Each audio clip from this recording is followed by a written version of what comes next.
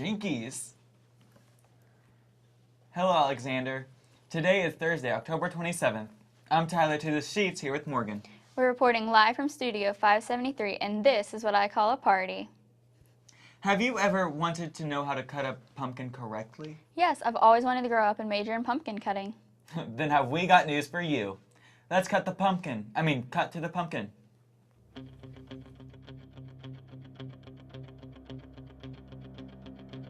Stab it, stab it, stab it, stab it.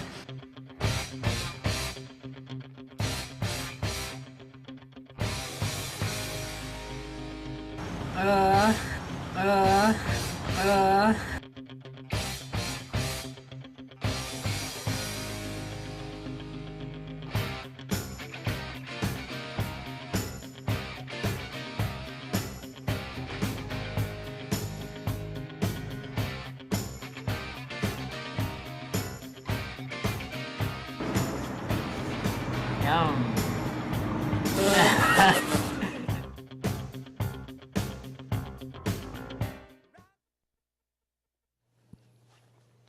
Enough about pumpkins, let's talk about the real world. The election has been a hot topic among students here at Alexander. Hillary Clinton is ahead of Donald Trump in 7 of the 8 general election polls. Though Trump's campaign manager acknowledges that he is behind, Trump continues to insist that we are winning. With less than 2 weeks left until the general elections, both campaigns continue to fiercely campaign to sway any undecided voters. In local news, the Athens Police Department has been investigating 3 reports of sexual assault that have occurred in the last several weeks. All 3 cases happened close to OU. 2 of these cases were on the same night, just a few blocks away from each other. Jasmine Miller, please report to your academic coaching class. All the cases were called in late at night, so be alert if you plan on walking around campus. In school news, we interviewed Mr. Brar, a new teacher here at Alexander. Let's get to know him as more than just a biology teacher.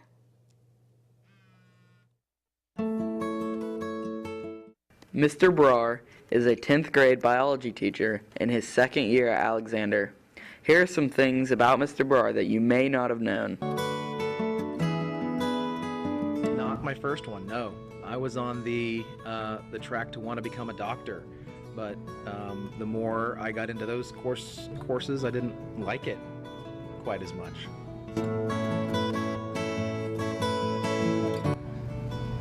To see my students succeed and to see them achieve things and understand things on a level that they didn't think that they could beforehand.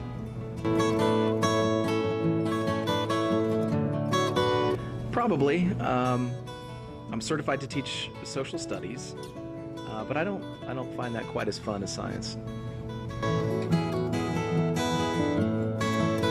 It was really great. It was a little hiccup at the beginning, but that got straightened out, and the kids are great, parents are great, my department is fantastic, and we have great administrators too, so it's a great place to work and to teach. I have one son, Taryn, who is 8. He's a 3rd grader at East Elementary. We play a lot of sports, so we shoot basketball, we play soccer. Right now he's practicing and getting better with the slingshot before we graduate up to like BB guns and that kind of stuff. I mean, he's a boy, so that's the kind of stuff he likes to do. Cooking. I love to cook. Why? You know, I think it's got a lot of parallels to teaching. You deal with what sort of flavors go best together in order to create the best dish, and in a lot of ways it's sort of similar to putting a lesson together, but I don't know, I like the sensory stimulation of cooking, and I like everyone enjoying the finished product, so there's nothing better than putting on some music and doing some cooking for me. I really enjoy it.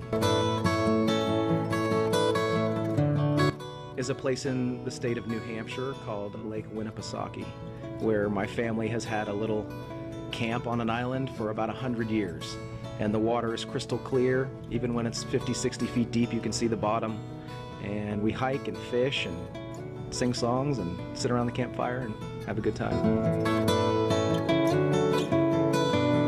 All right, sure, ready?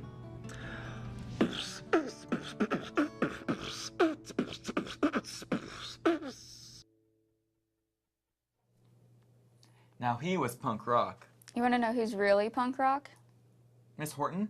Yes, but she's not who I was talking about. Here's a hint. He's a student in this school who has a lot of support. Is it the AJ Marks? No, I'm talking about Drew Goodell. He has been battling epilepsy for several years. We sat down with some of his friends and family to learn more about his condition. Here's what we found out. Drew Goodell is a sophomore student here at Alexander. Drew has been battling generalized epilepsy since he was 12.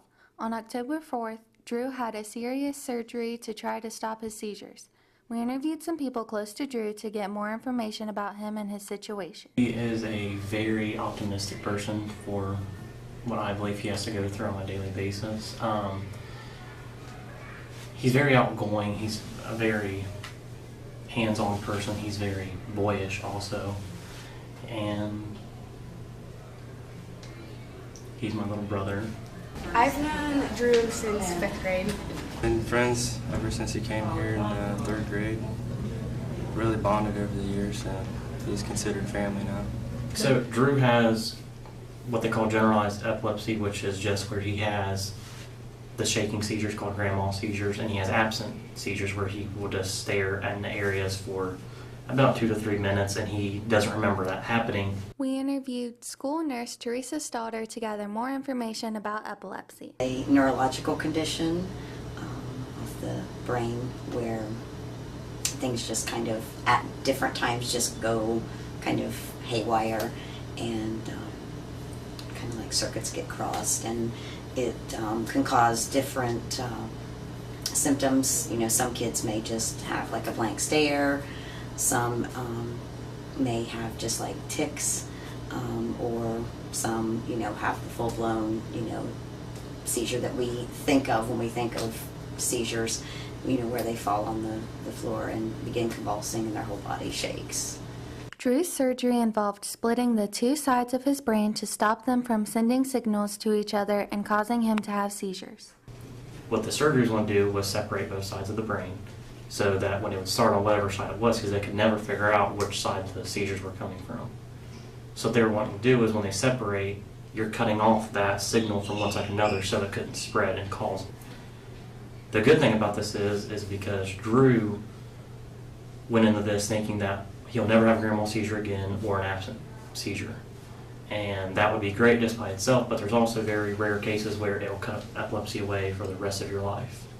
And even though we're only a week out of post-op, he's had 0 sign of seizure activity, no absent, no grand mal, nothing. So we're hoping, knock on wood, that, you know, this might cut it all the way out completely. The community has come together to support Drew and his family. I think that was awesome. It was spectacular. It was awesome to see. I'm gonna tear up. Sorry. It's okay.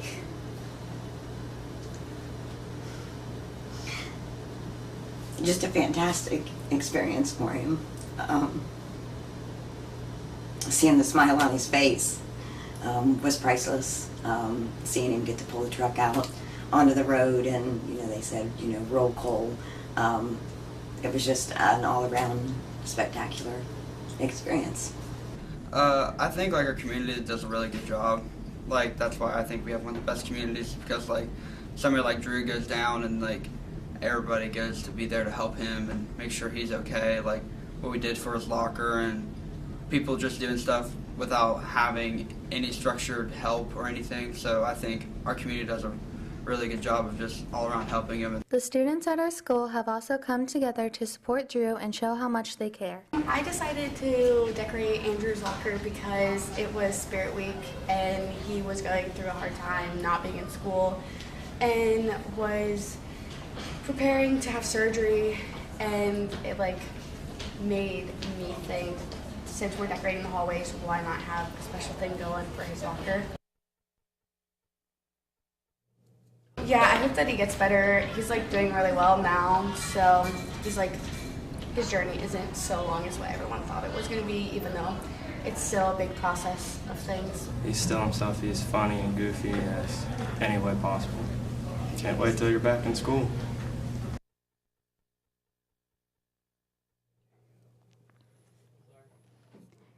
We received an update from Drew's family and are excited to report that Drew will be released from the hospital on November 9th. He's definitely a fighter. Speaking of fights, I will fight you for candy. I'm a sucker for hot tamales. Here's Tess with a new hip game show on candy.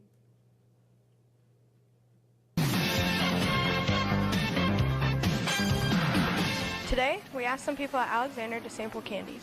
We blindfolded them and placed the candies in separate paper bags to try and identify the candy. Some of the candies are good and some are bad. Let's see their reaction. Our next contestant on Guess That Candy is Jacob Carpenter.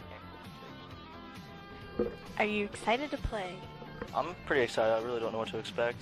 I have a blindfold, so that's kind of exciting. That's cool. Let's get started. Candy number 1. That's definitely... Did you straight up give me a lemon Starburst? This is the most disgusting thing I've ever had happen in my life. Candy number 2. Oh, Yeah. This is a Kit Kat. Yep, it is. Candy number 3.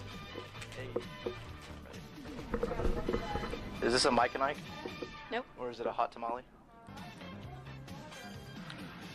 There's a freaking y'all gotta chill with these candies. Oh, it's a hot tamale. Yes, it is. Candy number 4. Yo, what is this? It's like broken apart. I'm not looking up that one. Is this a Reese's cup broken in half? Yeah, it is, isn't it? Yep, it is. Candy number 5. Okay, I don't know what this is. Hold on. Oh, yo, chill. This is a warhead, isn't it? Yeah. It's really bad. I chewed it. Oh, I immediately regret this. Oh, I'm gonna puke. Oh. So how do you feel about playing Guess That Candy? Like, my tongue is like confused, and like, I'm not 100% sure I should have said yes to this, but it's okay. Well, thank you for playing. Our next contestant on Guess That Candy is Mrs. Baker. Are you excited to play? Yes, very excited. Let's get started. Candy number 1. Yep. Starburst. Candy number 2. Kit Kat. Correct. Candy number 3.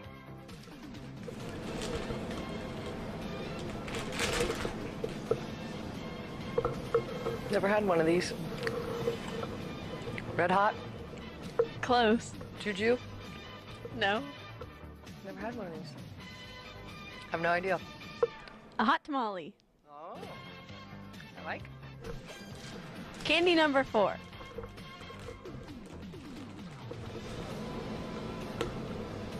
Ooh. Caramel. Oh. Reese Cup. Yes.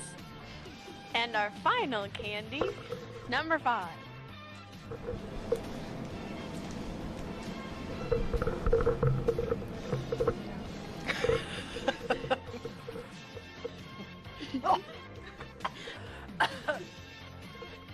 It's those gum, those lemon drops. No. I can't even put it in my mouth.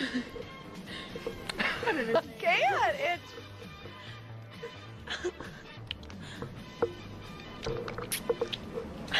I can't.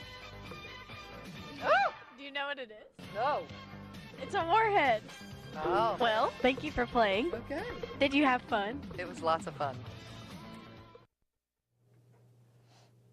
What's your favorite kind of candy? Donuts. I love donuts. Well, I don't think they'll be handing those out tonight at Trick or Treat. Well, I hope you had as much fun as we did. It was lit. Tune in next time, home girls and guys. By that time, we'll know our new commander-in-chief, Hillary Trump 2K16. Okay, bye.